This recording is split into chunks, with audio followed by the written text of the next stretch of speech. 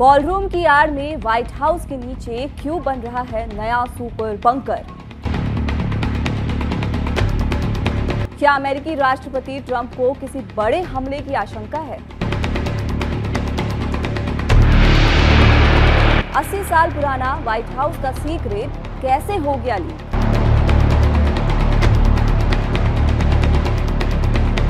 Greenland पर कब्जे से पहले तैयार हो जाएगा ट्रंप का हाईटेक बंकर।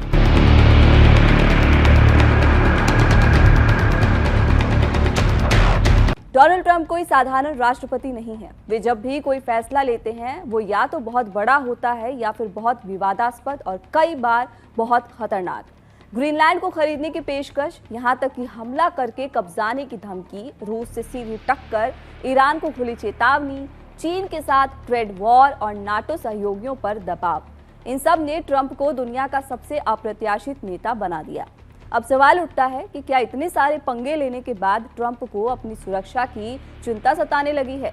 क्या उन्हें लग रहा है कि अगला निशाना वो खुद हो सकते हैं?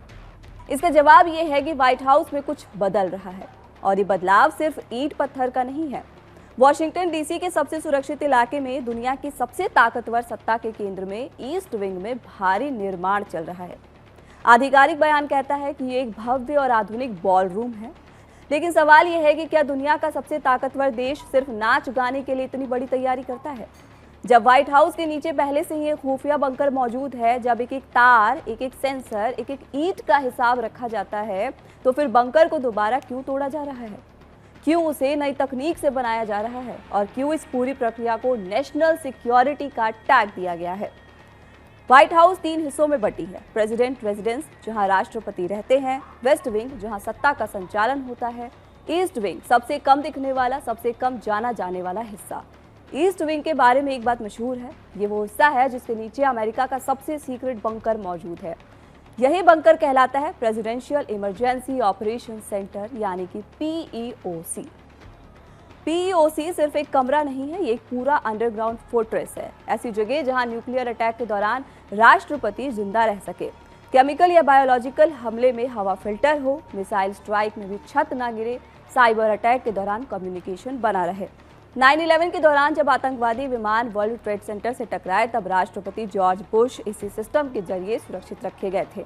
यानी ये बंकर अमेरिका की आखिरी सांस की तरह है। सेकेंड वर्ल्ड वॉर के दौरान राष्ट्रपति फ्रैंकलिन डी रूजवेल्ट ने ये बंकर बनवाया था। तब डर था कि जर्मनी की बमबारी, जापान का हमला और भविष्य में परमाणु हथियार।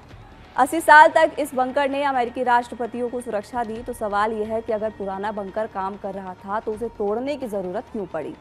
इसी बंकर को नया बनाया जा रहा है। कोर्ट में नेशनल सिक्योरिटी बताया गया, सीक्रेट सर्विस की जरूरत से जोड़ा गया और इसकी पूरी जानकारी सार्वजनिक नहीं की गई।